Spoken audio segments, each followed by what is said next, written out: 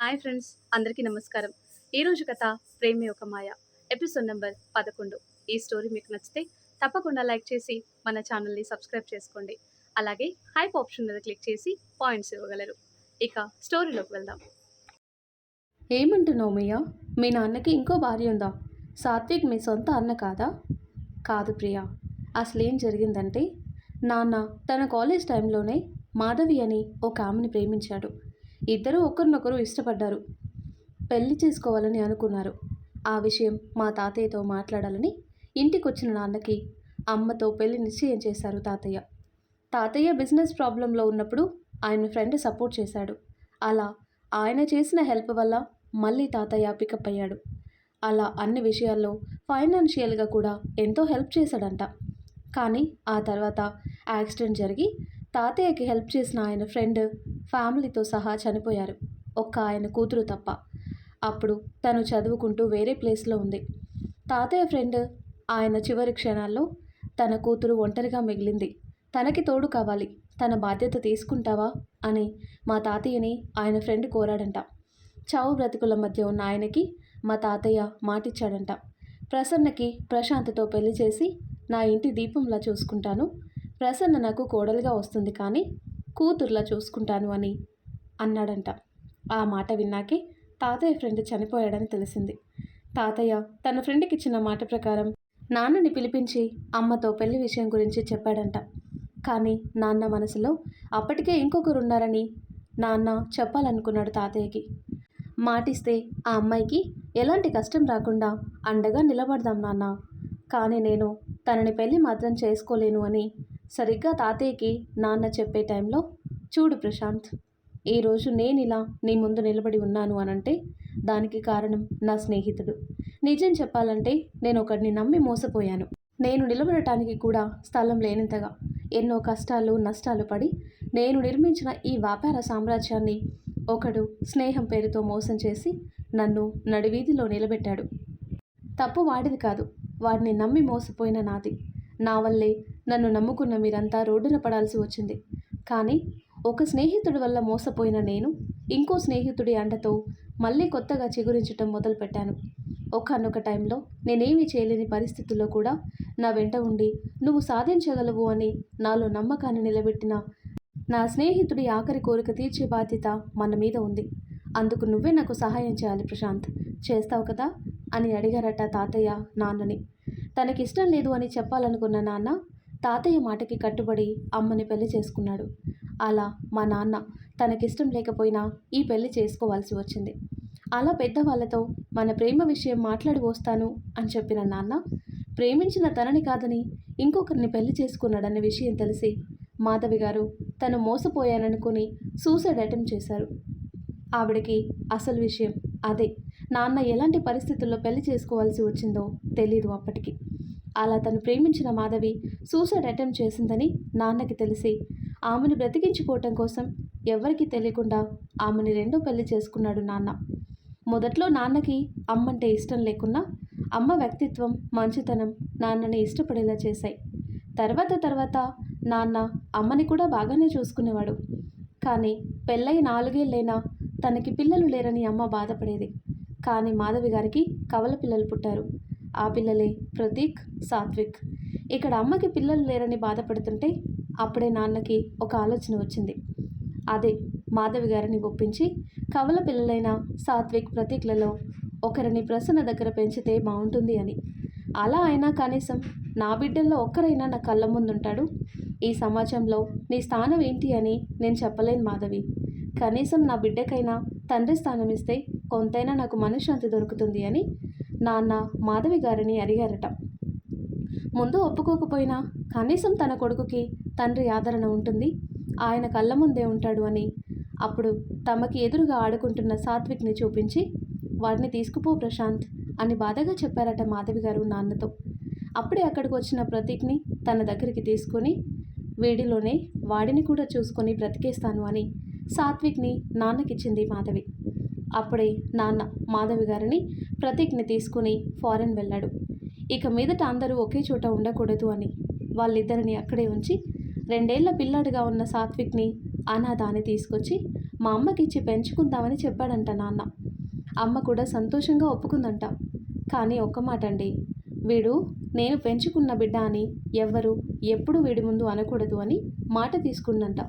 అందుకే సాత్విక్ ఒక అనాథ అని తెలిసిన మా అత్త జయ కానీ మామ వినోద్ కానీ ఎప్పుడూ బయటికి చెప్పలేదు. ఆఖరికి ఈ విషయం తమ కన్న బిడ్డైన మానసికి కూడా చెప్పలేదు. అలా సాత్విక్ని ప్రేమగా పెంచుకుంటున్న మా అమ్మకి తర్వాత కొన్నేళ్లకి నేను పుట్టాను. కానీ సాత్విక్ నా బిడ్డ కాదు అని అమ్మ ఎప్పుడూ నాకు కూడా చెప్పలేదు. అసలు సాత్విక్ చనిపోయాడు అని తెలిసినప్పుడు అమ్మ పడిన బాధ నిజంగా వాడి కన్న తల్లి కూడా పడుండదు. వాడంటే అమ్మకి పంచప్రాణాలు. ఒక రకంగా నాకంటే వాడే ఎక్కువ. ఎప్పుడైనా ఏదైనా ఒకటి ఇద్దరం కావాలంటే అమ్మ అది వాడికే ఇచ్చేది.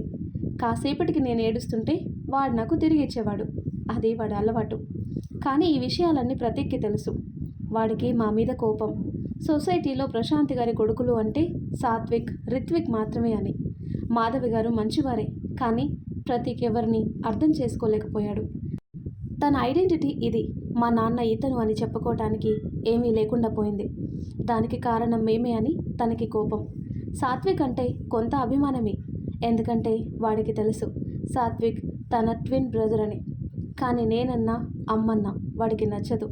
ఈ విషయాలేమీ మా అమ్మకి ఇప్పటికి కూడా తెలీదు. ఒకసారి ఫారెన్ మీటింగ్కి వెళ్ళినప్పుడు అనుకోకుండా సాత్విక్ ప్రతీక్ని చూశాడు. అలా సాత్విక్ తనని చూసేలా సాత్విక్కి ఎదురుపడ్డాడు ప్రతీక్ కావాలని. తనలాంటి ఇంకో మనిషిని అలా సడన్గా చూసేసరికి కాసేపు ఏం అర్థం కాలేదు సాత్విక్కి. అసలు ఏ మనిషికైనా తనలాంటి ఇంకో మనిషి ఉంటే వాళ్ళ గురించి తెలుసుకోవాలనే క్యూరియాసిటీ ఉంటుంది కదా, అది సహజం. అలా ఆలోచించే ప్రతీక్ సాత్విక్కి ఎదురుపడ్డాడు. సాత్విక్ కూడా తను చూసింది ఎవరా అని అతని గురించి తెలుసుకోవాలని అతన్ని ఫాలో అయ్యాడు. సాత్విక్ తనని ఫాలో అవుతున్నాడు అని అర్థమైంది ప్రతీక్కి. తనకి కావాల్సింది కూడా అదే కదా అని చాలా హ్యాపీగా ఫీల్ అయ్యాడు ప్రతీక్. ప్రతీక్ స్ట్రైట్గా తన ఇంటికి వెళ్ళాడు. సాత్విక్ కూడా ప్రతీక్ ఇంటికి వెళ్ళాడు. ఎవరు నువ్వు? ఫ్రెండ్స్, ఇక్కడ వాళ్ళు మాట్లాడేది ఇంగ్లీష్లో అని అనుకోండి, ఎందుకంటే వాళ్ళు ఉండేది వేరే కంట్రీలో. నువ్వెవరు?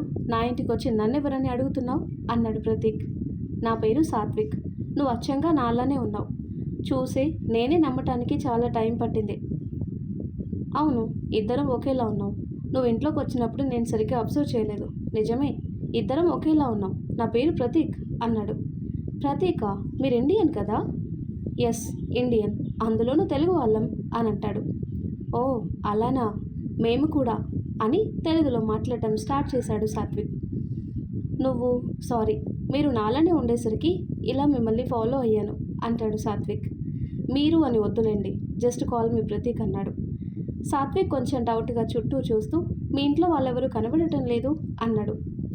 ఇక్కడ నేను మా అమ్మ మాత్రమే ఉంటాం. నాన్న అప్పుడప్పుడు వచ్చి వెళ్తుంటారు. తనది బిజినెస్, ఎక్కువగా అదర్ కంట్రీస్లో ఉంటాడు అన్నాడు ప్రతీక్. ఓ, ఆయన పేరు మీ ఫాదర్ నేమ్?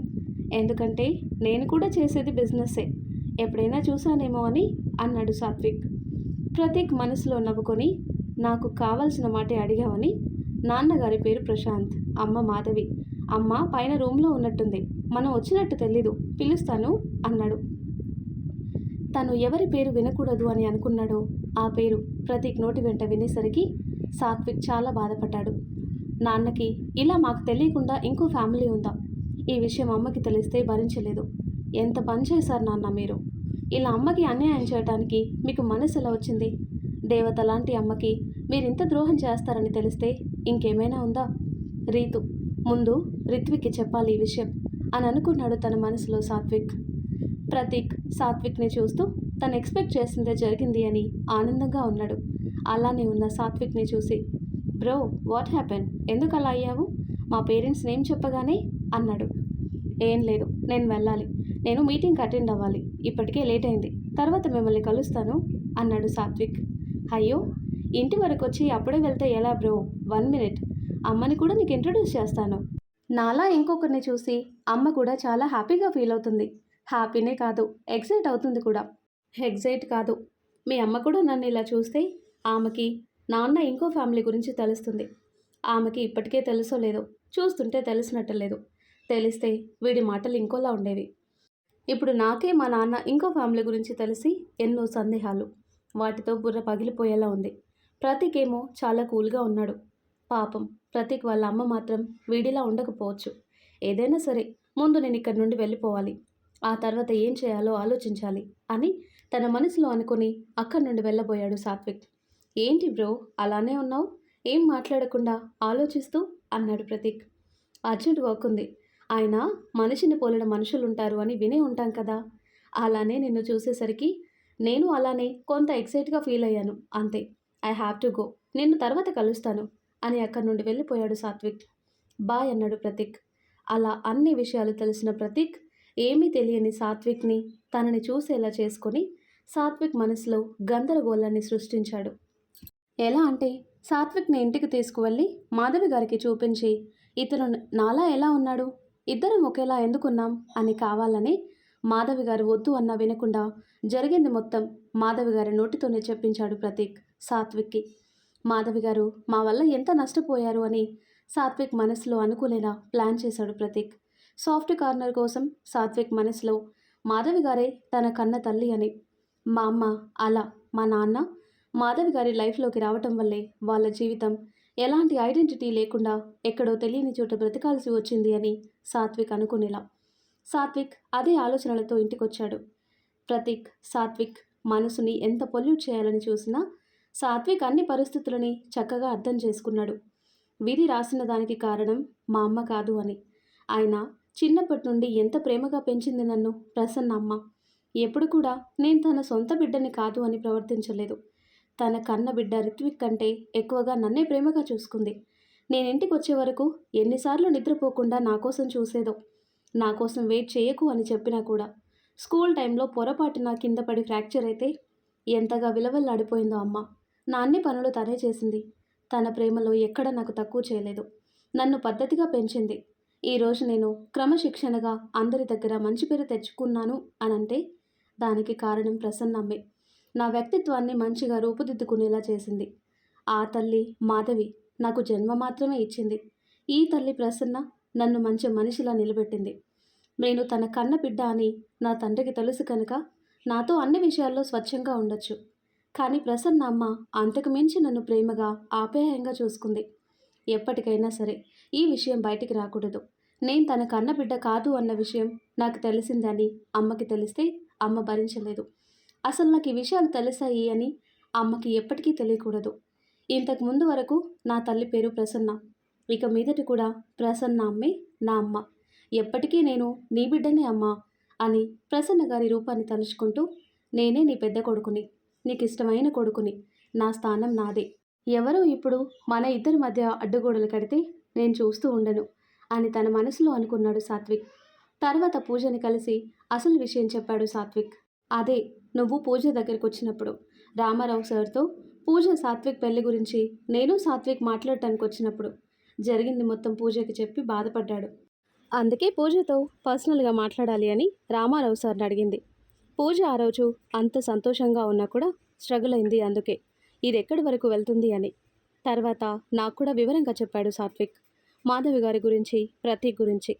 కానీ అమ్మ ఎప్పుడు నన్ను పెంచుకున్న బిడ్డ అని ఎవరికి తెలియకుండా చేసింది. తన ప్రేమలో ఎప్పుడూ నాకు తేడా కనబడలేదు రీతు.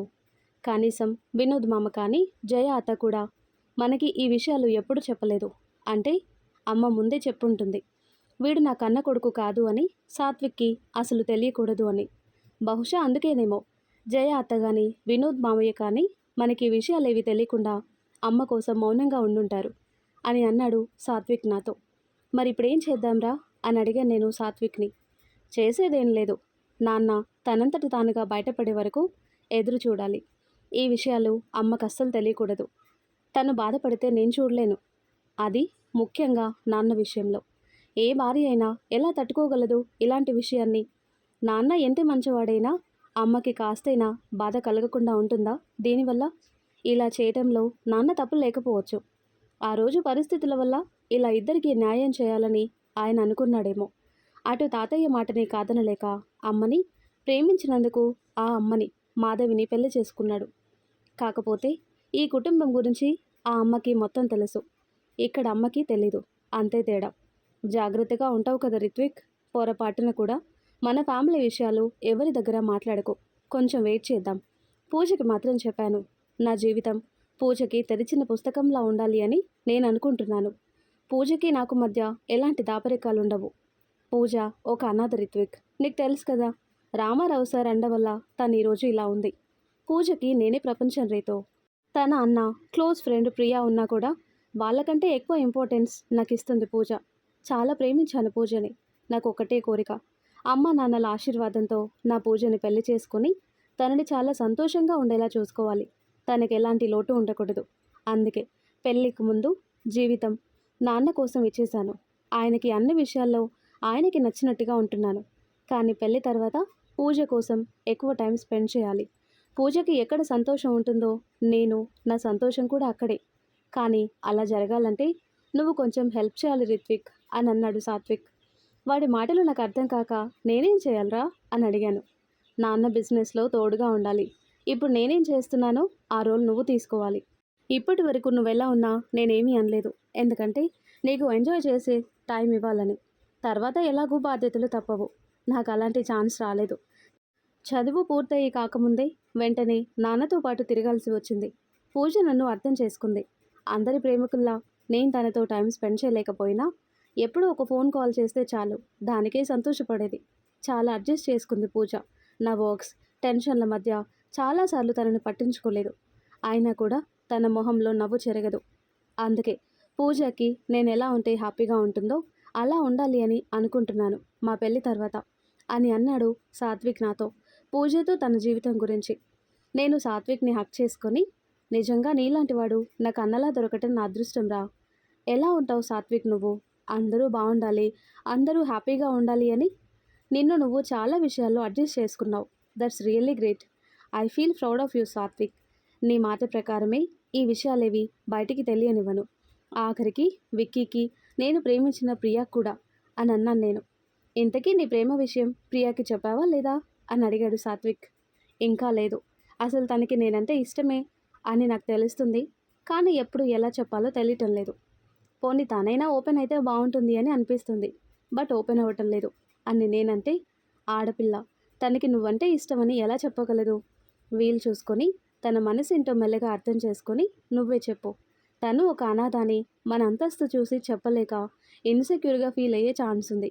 మన ఇంట్లో అలాంటి పట్టింపులేమీ ఉండవని తనకి తెలిసేలా ఉండాలి నీ మాటల్లోనే తన భవిష్యత్ ఎంత అందంగా ఉంటుందో ప్రియకి అర్థమయ్యేలా చెప్పు. నీకు ప్రియ ఎంత విలువైనదో అని ప్రియాకి అర్థం కావాలి. అప్పుడు ఎలాంటి పరిస్థితుల్లో అయినా నీ చెయ్యి వదలదు. ఒక్కసారి రీతు నావాడు అని ప్రియ కనిపిస్తే తను నిన్ను, నీ ప్రేమని వదులుకోలేదు. మీ ఇద్దరూ సంతోషంగా ఉండొచ్చు అని అన్నాడు నాతో. నేను తను చెప్పేది వింటూ ఉంటే మళ్ళీ తనే. అంతేనా? ప్రియ, పూజ ఇద్దరూ ఒకే ఇంటి కోడళ్ళైతే చాలా బాగుంటుంది. వాళ్ళిద్దరి సంతోషమే తనకు చాలు అని అనుకుంటాడంట ఆదిత్య. నేను తనని ఎప్పుడూ కలవటం కుదరలేదు. నెక్స్ట్ ఒకసారి వీలు చూసుకొని ఆదిత్యతో మాట్లాడాలి. తనని కూడా తనకి నచ్చిన ఫీల్డ్లో సెటిల్ చేయాలి. ఆదిత్య కూడా సెటిల్ అయ్యి హ్యాపీగా ఉంటే పూజకి ఇంకేం కోరికలు ఉండవు రీతు అని అన్నాడు సాత్విక్. సాత్విక్, నేను చూస్తుంటే చాలా జలస్గా ఉందిరా నాకు. నువ్వు పూజని ప్రేమించినంతగా నేను ప్రియాని ప్రేమిస్తానో లేదో అని డౌట్ వస్తుంది అని అన్నాను నేను నవ్వుతూ. నేనన్న మాటలకి సాత్విక్ నవ్వాడు. ఇద్దరం అలా చాలాసేపు మాట్లాడుకున్నాం. అలా ఉండగానే సాత్విక్ ఒకరోజు నాన్నతో పాటు బిజినెస్ మీటింగ్కి వెళ్ళాడు. అలా వెళ్ళినప్పుడు ప్రతీక్ వచ్చాడు. ఏంటి ఇలా వచ్చావు? ఇక్కడ సాత్విక్ ఉన్నాడు. ముందు నువ్వు ఇక్కడ నుండి వెళ్ళిపో ప్రతీక్. ఏదైనా ఉంటే ఇంటికి వచ్చాక మాట్లాడుకుందాం అని అన్నారు నాన్న ప్రతీక్తో. సాత్విక్కి అన్ని విషయాలు తెలుసు నాన్న, నువ్వేం కంగారు పడకు అని అన్నాడు ప్రతీక్. ఏమంటున్నావు నువ్వు? అసలు సాత్విక్కి ఎవరు చెప్పారు? ఆయన ఇదంతా ఏంటి అని కాస్త కోపంగా అడిగారు నాన్నగారు. ఇప్పుడు కాకపోతే ఎప్పుడైనా తెలియాలి కదా. ఇప్పటికే బాగా లేట్ అయింది. నేను చెప్పాను వాడికి అన్నీ. అయినా సాత్విక్కి తెలిస్తే ఏమవుతుంది అని కాస్త కోపంగా ఎదురు సమాధానం ఇస్తూ అన్నాడు ప్రతీక్. అప్పుడే అక్కడికి వచ్చిన సాత్విక్ నాన్న వైపు చూస్తుంటే, అది సాత్విక్ అని నాన్న ఏదో చెప్పాలని చెప్పలేకపోతుంటే, నాకంతా తెలుసు నాన్న, జరిగిందాన్ని నేను అర్థం చేసుకున్నాను. పరిస్థితుల వల్ల ఇలా రెండు ఫ్యామిలీస్ మధ్యలో మీరు ఎంతగా నలిగిపోయి ఉంటారో నాకు అర్థమైంది. మీ మీద నాకు ఎలాంటి కోపం కానీ మీరు చేసిన పనికి బాధ కానీ లేదు అని అన్నాడు సాత్విక్. చాలురా చాలు, ఇలా నువ్వు నన్ను అర్థం చేసుకోవటం చాలా హ్యాపీగా ఉంది. ఇన్నాళ్ళ నుండి ఎంత సంపాదించినా, ఎన్నో విజయాలు అందుకున్నా కలగని ఆనందం, తృప్తి ఈరోజు కలిగింది నాకు నీ మాటల వల్ల అని అన్నారు నాన్న. అంతా చూస్తున్న ప్రతీక్ ఇక్కడ వీళ్ళిద్దరూ పాత విషయాల గురించి కొట్టుకు చేస్తారు అని నేను అనుకుంటే వీడేంటి నాన్నకి అంత సపోర్ట్గా మాట్లాడుతున్నాడు. ఇన్నాళ్ళు అమ్మ కూడా ఇలా సైలెంట్గా ఉండబట్టే నేనేం చేయలేకపోయాను. కనీసం ఇప్పుడైనా సాత్విక్ని అడ్డు పెట్టుకొని ఆ ఇంట్లో సునామీ సృష్టించాలి అని అనుకుంటే ఈ సాత్విక్ మా అమ్మనే మించిపోయేలా ఉన్నాడు. అడ్జస్ట్ చేసుకొని పరిస్థితులని అర్థం చేసుకొని వీడేలా పుట్టాడు నా ట్విన్ బ్రదర్లా. నాకు వీడికి పోలికలు మాత్రమే ఒకట్లా వచ్చాయి. ఇక ఇలా ఉంటే కాదు, వెంటనే ఇంకో ప్లాన్ చేయాలి అని తన మనసులో అనుకున్నాడు ప్రతీక్. కానీ బయటికి మాత్రం వావ్, ఎంత బాగా అర్థం చేసుకున్నారు ఇద్దరు. ఇలా మీరిద్దరూ అనుకుంటారు అని తెలిస్తే ఎప్పుడో ఈ విషయం బయట పెట్టేవాడి నాన్న అని అన్నాడు ప్రతీక్. కానీ వాడి మనసులో అనుకున్నది ఒకటి, ఇక్కడ జరిగింది ఒకటి. ఛా, అలా వాడు ఇంకో ప్రయత్నం చేశాడు మాధవి గారి వైపు నుండి. తర్వాత కొన్నాళ్ళకి మాధవి గారు కాల్ చేశారు సాత్విక్కి. నా కోసం కొన్నాళ్ళు నా దగ్గరుండు సాత్విక్ అని. ఇన్నాళ్ళు నీకు నేనెవరో తెలియదు కనుక మీ నాన్న ఫోన్లో నీ ఫోటోలు చూస్తూ ఉన్నాను. ఇప్పుడు నీకు మన మధ్య బంధం తెలుసు కనుక కొన్నాళ్ల పాటు నిన్ను చూసుకుంటూ నీ ప్రేమని పొందాలని ఉంది సాత్విక్ అని. మాధవి గారి మాటని కాదనలేకపోయాడు సాత్విక్. కానీ ఇప్పుడైతే రాలేనమ్మా, కొన్ని రోజుల తర్వాత వస్తాను. నా షెడ్యూల్ చాలా బిజీగా ఉంది. పైగా నాన్నతో కలిసి చాలా బిజినెస్ మీటింగ్స్ అటెండ్ అవ్వాల్సి వస్తుంది. చాలా ఇబ్బంది అవుతుంది ఇక్కడ నేను లేకుంటే. ఫైనల్ స్టేజ్లో ఉన్న ప్రాజెక్ట్స్ ఉన్నాయి. అవి కంప్లీట్ అయ్యాక కొత్తవేవి తీసుకోకుండా నీ కోసం నేనే వీలు చూసుకొని వస్తాను అని చెప్పాడు సాత్విక్. కానీ అక్కడే మాధవి గారి పక్కనే ఉండి వీళ్ళ మాటలు విన్న ప్రతీక్ ఫోన్ తీసుకొని, ఎందుకు బ్రో టెన్షన్, నేనున్నాను కదా, నువ్వు ఇక్కడికి వచ్చేయి, నేను అక్కడికి వస్తాను. ఎప్పుడూ బిజినెస్సేనా, లైఫ్లో ఇంకా చాలా ఉంటాయి. అంతగా అయితే నేనుంటానులే నీ ప్లేస్లో. నాన్నకి మన విషయం తెలుసు కదా, ఏదైనా ఉంటే నువ్వు ఫోన్లోనే నాకు ఇన్స్ట్రక్షన్స్ ఇవ్వు, మాట్లాడుతూ నేను ఫాలో అవుతాను. పైగా పక్కనే నాన్న కూడా ఉంటాడు, నో ప్రాబ్లం అని అన్నాడు. ఇక ఏం చెప్పినా వినేలా లేరు. పైగా మాధవి గారిని బాధ పెట్టడం ఇష్టం లేక సాత్విక్ ఒప్పుకున్నాడు. అలా కొన్నాళ్ల పాటు ప్లేస్ ఎక్స్చేంజ్ చేసుకున్నారు సాత్విక్ ప్రతీక్లిద్దరు. అలా సాత్విక్ ప్లేస్లో ప్రతీక్ ఉన్నప్పుడే ఆదిత్య వాడిని చూసి వాడి పిచ్చి చేష్టలు చూసి సాత్విక్ గురించి చెడుగా అనుకున్నాడని అంటాడు రిత్విక్. కానీ సాత్విక్ అక్కడికి వెళ్లే ముందు నాకు చెప్పాడు, నేనప్పుడు నీతో పాటే ఉన్నాను. ప్రతీక్ ఇక్కడ ఇండియాలో సాత్విక్ ప్లేస్లో ఉన్నన్ని రోజులు అసలు ఇంటికే రాలేదు. అమ్మ కాల్ చేసినా సాత్విక్ మాట్లాడేవాడు కనుక అమ్మకి డౌట్ రాలేదు. వినోద్ మామకి డౌట్ వస్తుందేమో అని ప్రతీక్ నాన్న ఉన్న మీటింగ్స్కి కాకుండా వేరే మీటింగ్స్కి అటెండ్ అవ్వమని మామకి చెప్పారు నాన్న. ప్రతీక్ గురించి వాళ్ళ అమ్మ గురించి నాకు తెలుసు అనే విషయం ఎవరికీ తెలియకుండా ఉండాలి అని అన్నా నేను సాత్విక్తో. ఎందుకంటే నాకు తెలుసు అని మా నాన్నకి తెలిస్తే ఆయన గిల్టీగా ఫీల్ అవుతారని. అంతేకాకుండా సాత్విక్ తన సొంత అన్న కాదు అని నాకు తెలిసిందనంటే ఎక్కడ మా మధ్య దూరం పెరుగుతుందో అని నాన్న ఫీల్ అయ్యే ఛాన్స్ ఉంది. అమ్మకి కూడా అసలు విషయం తెలిస్తే ఎలా రియాక్ట్ అవుతుందో ఏమో అని నేనే ఈ విషయాలు ఎవరికీ తెలియకూడదు అని అన్నాను. సాత్విక్ కూడా నిజమే, ఇప్పుడు నాకు అన్నీ తెలుసు అని నాన్నకి తెలిసినప్పుడు కొంత స్ట్రగుల్ అయ్యాడు. నీకు కూడా తెలిసిందనంటే ఆయనకి ఎలా ఉంటుందో ఏమో రీతు. నేను కూడా నీకు నాన్న ఇంకో ఫ్యామిలీ గురించి నీకు తెలుసు అని చెప్పను. ఇది మనిద్దరి మధ్య ఉండాలి, జాగ్రత్త రీతు. ఎప్పుడు విక్కీ నీతో పాటే ఉంటాడు. అన్నీ ఒక కొలిక్కొచ్చే వరకు వాడికి కూడా ఏమికి చెప్పకు. ఆఖరికి పూజ వాళ్ళ గురించి కూడా ముందు నాన్నతో మాట్లాడి పూజ గురించి చెప్పాలి అని అన్నాడు సాత్విక్ నాతో. అసలు సాత్విక్ లాంటి మరొకటిని ఒకసారి చూడాలి అని నాకు అనిపించింది.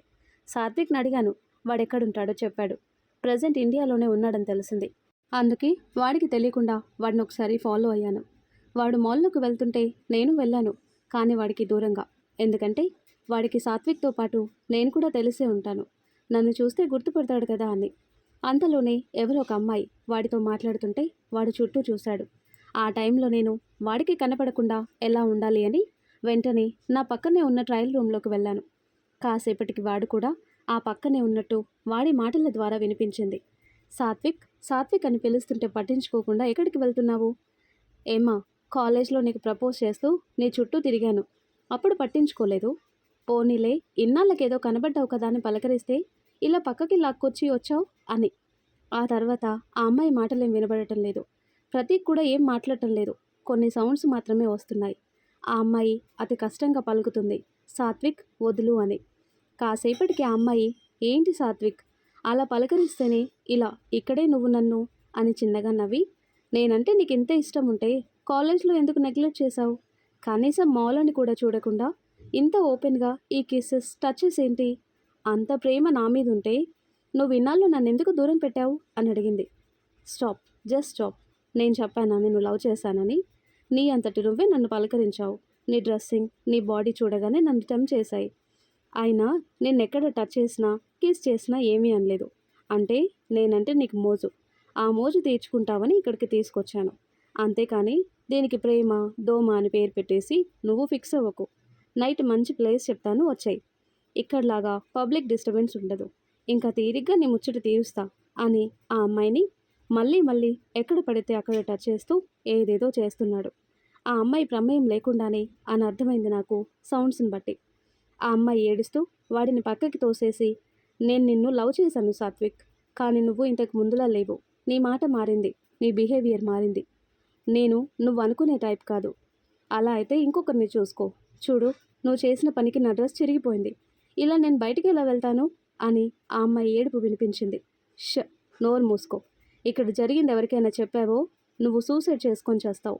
అన్నీ మర్చిపోయి ఇక్కడి నుండి వెళ్ళిపో. నా మూడ్ బాగుంది కనుక నిన్ను ఇలా వదిలేస్తున్నాను ఇక్కడితో.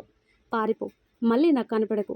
ఈసారి ఎప్పుడైనా కనిపించినా ఇలా ఈరోజు మన ఇద్దరి మధ్య జరిగింది ఎక్కడైనా చెప్పినా ఈ డ్రెస్ లాగానే నువ్వు కూడా చిరిగిపోతావు. చూసావు కదా, ఇది బటన్ కెమెరా. మన రొమాన్స్ మొత్తం ఇందులో సేవ్ అయింది. నువ్వు నోరు తెరిస్తే మరుక్షణం ఇది పోస్ట్ చేస్తా.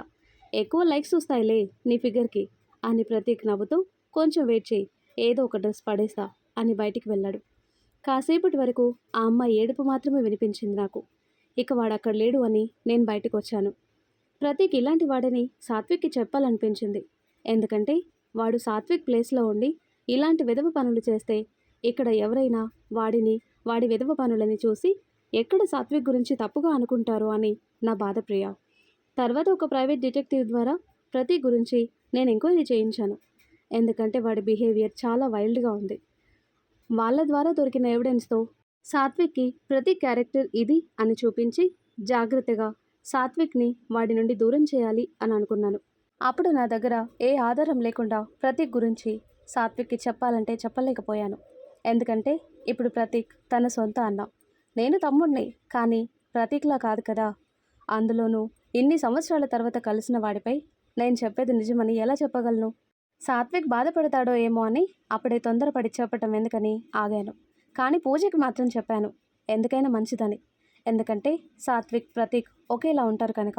పూజ కూడా తన జాగ్రత్తలో తను ఉండాలి కాబట్టి. పూజ అర్థం చేసుకుంది నేను చెప్పింది. అలా ఒకసారి సాత్విక్ తన ప్రేమ విషయం మాధవి గారికి కూడా చెప్పాడు. మాధవి గారు సంతోషంతో కోడల్ని చూపించమని అడిగితే పూజ ఫోటో సెండ్ చేశాడు సాత్విక్. మాధవి గారు చాలా హ్యాపీగా ఫీల్ అయ్యారు. ఇద్దరు మేడ్ ఫర్ ఈచ్ అదర్ అని. మాధవి గారు సంతోషంగా పూజ ఫోటో చూపించింది ప్రతీక్కి. అది చూడగానే వాడిలో పూజ మీద కోరిక మొదలైంది. పూజ ఫోటో చూస్తూ తన రూమ్లో ప్రతీక్, ఏమున్నావు పూజ, ఎంతమంది ఆడపిల్లల్ని చూసినా కలగనిదేదో నిన్ను చూస్తుంటే కలుగుతుంది. ఇక్కడ అమ్మాయిలు సగం విప్పేసుకుని తిరుగుతున్నా కూడా కలగని ఆనందం నిండైన చీరకట్టులో ఉన్న నిన్ను చూస్తుంటే కలుగుతుంది. సాత్విక్ చాలా అదృష్టవంతుడు. చిన్నప్పటి నుండి అందరి మధ్యలో పెరిగాడు. బాగా చదువుకున్నాడు. మంచి పేరు కూడా ఉంది సొసైటీలో వాడికి. ఇప్పుడేమో నీలాంటి అందమైన అమ్మాయి భార్య కాబోతుంది. మేమిద్దరం ఒకేసారి పుట్టినా వాడికి దక్కినవేవీ నాకు దక్కలేదు. నిన్ను చూస్తుంటే నీకోసం ఏం చేసినా తప్పులేదనిపిస్తుంది. పూజ పూజ పూజ అని కలవరిస్తూ నీ చుట్టూ కుక్కల్లా తిరిగినా తప్పులేదు. ఫోటోలోనే ఇలా ఉన్నావంటే నిజంగా నిన్ను చూస్తే నా మనసు ఏమైపోతుందో. నిన్ను చూసిన తర్వాత నేను నేనుగా ఉంటానో లేదో. ఒక్కసారైనా నిన్ను దగ్గర నుండి చూడాలి, నిన్ను తాకాలి, నీ బాడీ మీద అణువణువు నా ముద్ర పడాలి, పడేలా చేయాలి నేను. లేకపోతే నా జీవితం వేస్ట్ అని అనుకున్నాడు ప్రతీక్. తర్వాత కొన్నాళ్ళకి ఒకసారి పూజకి ఒక మెసేజ్ వచ్చింది. మీట్ మీ ఎట్ అని ఒక ప్లేస్. చూస్తే సాత్విక్ నెంబర్ నుండి. పూజ వెళ్ళి సాత్విక్ చెప్పిన ప్లేస్లో వెయిట్ చేస్తూ ఉంది. సాత్విక్ వాళ్ళ బ్రదర్ గురించి రిత్విక్ చెప్తుంటే భయంగా ఉంది. అలా ఎలా చేస్తాడు వాడు? సాత్విక్ పేరు అడ్డు పెట్టుకొని ఆ అమ్మాయిని అని త్వరగా ఈ విషయం సాత్విక్కి అర్థమయ్యేలా చెప్పాలి. ఎంత వాడు తనకి బ్రదర్ అయినా ఇలాంటివి సాత్విక్ అసలు ఎంకరేజ్ చేయడు. సాత్విక్ త్వరగా రా, నీతో మాట్లాడాలి అని అనుకుంటూ ఉంది పూజ. అప్పుడే వెనక నుండి ఎవరో పూజ కళ్ళు మూసి మాట్లాడకుండా నవ్వుతూ ఉన్నట్టు పూజకు అర్థమైంది. ఎవరు అని అడిగింది పూజ. ఈసారి కొంచెం భయపడుతూ ఎవరు అని తన ఫేస్ మీద నుండి తన కళ్ళు మూసిన వాళ్ళ చేతుల్ని బలవంతాన విడిపించుకొని చూసింది. ఒక్క క్షణం సాత్విక్, ఏంటి ఈ అల్లరి, నాకు చాలా భయం వేసింది అని. ఆయన ఆ పూజని చూస్తూ ఏం మాట్లాడకుండా ఉండేసరికి సాత్విక్, సాత్విక్ అని పూజ పిలుస్తుంటే పూజ చేతుల్ని గట్టిగా పట్టుకొని అలానే పూజ పెదవుల వైపు చూస్తూ ఉన్నాడు. సాత్విక్, ఏమైంది, ఎందుకలా ఉన్నావు అని పూజ అడుగుతుండగానే అక్కడ పవర్ కట్ అయింది. చుట్టూ చీకటి. పూజకేం అర్థం కాలేదు. వెంటనే తన చేతుల్ని వెనక్కి తీసుకుని తన మొబైల్లో ఫ్లాష్ ఆన్ చేసింది. అప్పుడే పవర్ కూడా వచ్చింది. పూజ చుట్టూ భయంగా చూసింది. తనకి ఓ 10 అడుగుల దూరంలో సాత్విక్ కనిపించాడు. పూజ ఫేస్ చూసి, ఏమైంది, అర్జెంటుగా ఇక్కడికి రమ్మని మెసేజ్ చేశావు అని అడిగాడు.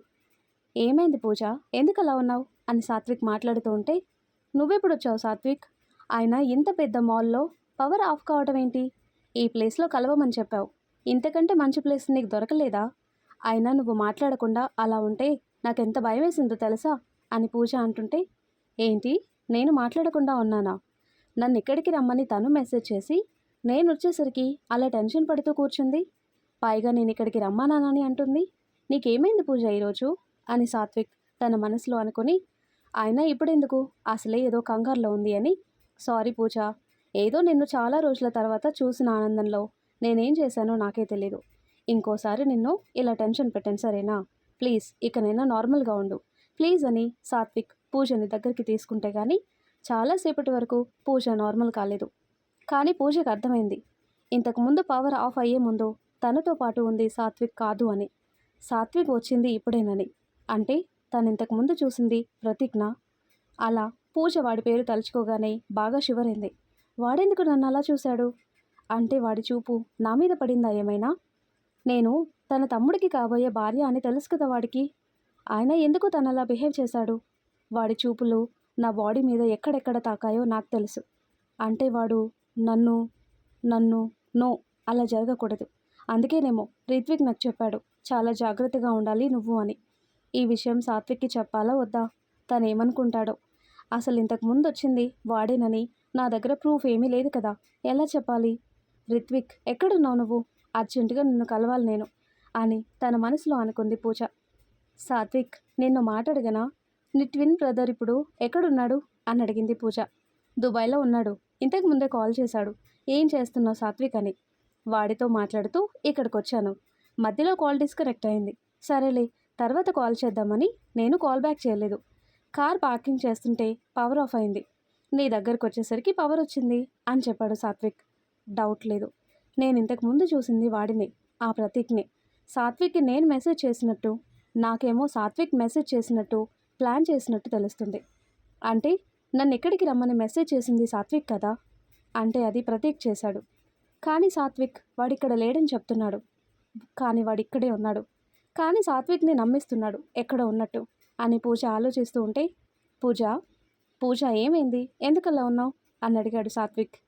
ఏం లేదు, ముందుకి నుండి వెళ్దామా సాత్విక్, నాకు ఇక్కడ నచ్చలేదు అని పూజ సాత్విక్ని తీసుకుని అక్కడి నుండి వెళ్ళిపోయింది. పూజని ఇంటి దగ్గరే కార్లో డ్రాప్ చేశాడు సాత్విక్. పూజ, నువ్వు చాలా డిస్టర్బ్గా ఉన్నావు, ఏదైనా ప్రాబ్లం ఉంటే చెప్పు, అలా నీలోనే నువ్వు దాచుకోకుండా అని అడిగాడు సాత్విక్. అది ప్రతీక్ అని అంటుండగా ప్రతీక్ నుండి కాల్ వచ్చింది సాత్విక్కి. చూడు, నువ్వు ప్రతీక్ అని అనగానే కాల్ చేశాడు అని నవ్వుతూ కాల్ లిఫ్ట్ చేసి ఏదో మాట్లాడాడు, కానీ పూజకేం వినపడటం లేదు. ప్రతీకే కనపడుతున్నాడు ఇంకా తనకి కళ్ళ ముందు. ఏదో పనుందని హడావిడిగా కార్ దిగి వెళ్ళిపోయింది పూజ. ఇంట్లోకి సాత్విక్ పిలుస్తున్నా వినిపించుకోకుండా ఇంట్లోకి వెళ్ళగానే నాకు కాల్ చేసింది, జరిగింది మొత్తం చెప్పింది. అది విన్న నాకు నేను అనుకున్నది నిజం అనిపించింది. పూజతో మాత్రం తను అసలే టెన్షన్లో ఉంది అని, నువ్వు మాత్రం ఇంకోసారి వాడికి ఎదురుపడక పూజ, ఈసారి మరింత జాగ్రత్తగా ఉండు, కాల్ మెసేజ్ చేసేది సాత్వికో కాదో 1కి 2 సార్లు చెక్ చేసుకో, ఆ తర్వాత రెస్పాండ్ అవ్వు. అండ్ ఇంకో విషయం, ఈసారి ఎక్కడైనా కలుద్దామని నీకు మెసేజ్ వస్తే నాకు చెప్పు, నేను నీ వెంటే ఉంటాను అని చెప్పాను నేను. పూజ సరేనని కాల్ కట్ చేసింది. సాత్విక్ పూజలని ఫాలో అయిన ప్రతీక్ పూజ ఇంట్లోకి వెళ్ళేంత వరకు అక్కడి నుండి కొంచెం దూరంలోనే చూస్తూ ఉన్నాడు. ఆ ప్రతీక్ పూజని చూపులతోనే తినేశాడు కాసేపు. పాపం పూజ కాసేపు భయపడింది. నేనే సాత్విక్ అని తను నమ్మిందా నమ్మలేదా, సాత్విక్ అనే అనుకొని ఉంటుంది, పైగా సాత్విక్ అని అన్నది కదా. అలా పూజ నోటి వెంట వాడి పేరుకి బదులుగా ప్రతీక్ అని నా పేరును ఎప్పుడు వినాలో, ఆ అందమైన అధరాల్లోని మధువులని నేనెప్పుడు అందుకోవాలో నాకు అసలు వెయిట్ చేసే ఓపిక లేదు. అంత ఎక్కువ టైం నీకు ఇవ్వను పూజ. త్వరలోనే మనమిద్దరం ఒక్కటయ్యేలా నేను స్కెచ్ వేస్తాను కదా. Get ready my sweet baby, get ready. కానీ సాత్విక్ అడ్డున్నాడు కదా అని అనుకుని, ఆయన వాడికి బిజినెస్ ఫ్యామిలీ తప్ప వేరే ప్రపంచం తెలీదు. పిచ్చోడు కాకపోతే ఇంత అందమైన పూజని పక్కన పెట్టుకుని తనతో టైం ఎంజాయ్ చేయకుండా ఆ ఊరు ఈ ఊరు అని ఎప్పుడూ తిరుగుతూ ఉంటాడు. పూజ కోసం నిన్ను తప్పించినా తప్పులేదు సాత్విక్. చాలా చూసావు నువ్వు చిన్నప్పటి నుండి. పూజ కూడా నీకు చాలా దగ్గరగా ఎన్నోసార్లు ఉండే ఉంటుంది. ఇక నాకు ఛాన్స్ ఇచ్చేయి. లేదు, నాకు పూజకి మధ్యలో అడ్డొస్తే నిన్ను చంపైనా పూజను నేను నా సొంతం చేసుకుంటాను. ఆ దేవుడు మనకి ఒకేలాంటి రూపం ఇచ్చి మంచి పని చేశాడు ఈ విషయంలో అని తన మనసులో అనుకున్నాడు ప్రతీక్. అలా చేస్తే పూజతో పాటు ప్రశాంత్ వర్మ కొడుకులా సాత్విక్ ప్లేస్లో ఉండొచ్చు. తను కోరుకున్న లైఫ్ ఐడెంటిటీతో పాటు కోరుకున్న పూజ కూడా దొరుకుతుంది. ఇక తన ప్లాన్ సక్సెస్ చేసుకోవటానికి అతనికి అడ్డుగా ఉంది నేను మాత్రమే. అంతే కదా, సొంత తమ్ముడిని చంపాలని అనుకున్నప్పుడు నేనెంత. పైగా నా అడ్డు కూడా లేకపోతే ఆస్తి మొత్తానికి ఏకైక వారసుడవుతాడు. ఇంకా మంచిదేగా. అందులో భాగంగా బిజినెస్ డీల్ సక్సెస్ అయినప్పుడు పార్టీ అరేంజ్ చేశాం కదా, దాన్ని ఉపయోగించుకోవాలని అనుకున్నాడు. అసలు ప్రతీక్ అక్కడికి వచ్చే విషయం సాత్విక్కి కూడా తెలీదు. అక్కడ ఏం జరిగిందో నాకు తెలీదు. కానీ ఆ రోజు పూజతో పాటు సాత్విక్ కూడా చనిపోయాడు అని కన్నీటితో చెప్తాడు రిత్విక్ ప్రియాకి. అంటే సాత్విక్ కూడా పూజతో పాటు చనిపోయాడా? ఎలా? అంటే అంత గట్టిగా సాత్విక్ చనిపోయాడు అని నువ్వెలా చెప్పగలిగావు? మరి తర్వాత నేను చూసింది సాత్విక్ని కాదా అని అడిగింది ప్రియ. ఆ రోజు ఫైర్ యాక్సిడెంట్లో సాత్విక్ రిస్ట్ వాచ్ కూడా దొరికింది. అది నేను వాడికి ఇచ్చిన గిఫ్ట్. ఎన్ని ఉన్నా వాడు అది మాత్రమే యూజ్ చేస్తాడు. అంతేకాకుండా అక్కడ సాత్విక్ పూజకి సంబంధించినవి నాకు ఇచ్చారు ఇన్వెస్టిగేషన్ చేసిన వాళ్ళు. సాత్విక్ పూజ చనిపోయారని నాకు చెప్పారు. కానీ ఈ విషయాలేవి బయటికి రాకుండా మేనేజ్ చేశాను. ఎందుకంటే సాత్విక్ రూపంలో ప్రతీక్ మీడియా ముందుకు వచ్చి పార్టీలో ఫైర్ యాక్సిడెంట్ జరిగింది, మాకు చాలా బాధగా ఉంది, మా వల్ల ఎవరికి ఏ నష్టం జరిగినా కాంపన్సేషన్ ఇస్తామని స్టేట్మెంట్ ఇచ్చాడు.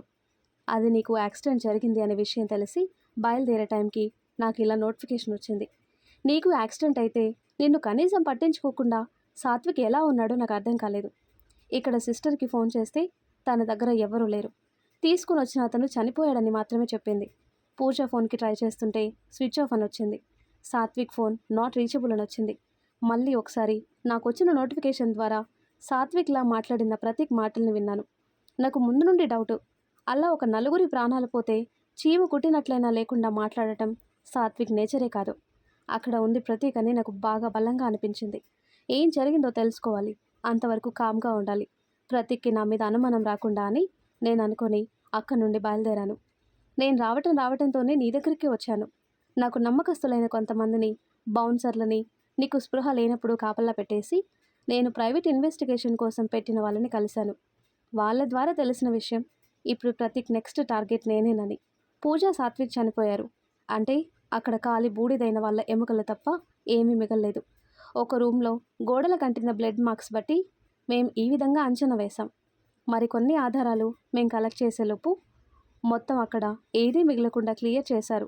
కాదు చేయించాడు అని చెప్పి మీరు చాలా కేర్ఫుల్గా మీతో పాటు మీ వాళ్ళని కాపాడుకోవాలి. బట్ ప్రస్తుతానికైతే మీ పేరెంట్స్ సేఫ్ జోన్లో ఉన్నారు. ఎందుకంటే అతను సాత్విక్ లానే కొన్నాళ్ళు ఉండాలి, కానీ అది ఎన్ని రోజులో తెలీదు అని నాకు చెప్పారు. ఇంతమందిని తన స్వార్థం కోసం బలి చేసిన ప్రతీక్ నిన్ను నన్ను ఎందుకు వదిలేస్తాడు? అందుకే ముందు జాగ్రత్తగా నిన్నక్కడి నుండి తప్పించాను. నువ్వు కోలుకునేదాకా మనం ఎక్కడున్నామో ఎవరికీ తెలియకుండా జాగ్రత్త పడ్డాను. నిన్ను పెళ్లి చేసుకుని ఇంటికి తీసుకువెళ్ళి అందరికీ మన పెళ్లి విషయం తెలిసేలా చేయాలి. నువ్వు నా భార్యవని సమాజంలో, నాన్న సర్కిల్లో అందరికీ తెలియాలి. మనం ప్రశాంత్ వర్మ కొడుకు కోడలు అని నేను అనుకున్నాను. కానీ వాడు మనల్ని వెతికిలే పనిలో ఉన్నాడు. మన పెళ్లి జరిగిన సంతోషంలో కొంచెం ఏమరపాటుగా ఉన్న టైంలో వాడు మనల్ని అటాక్ చేశాడు.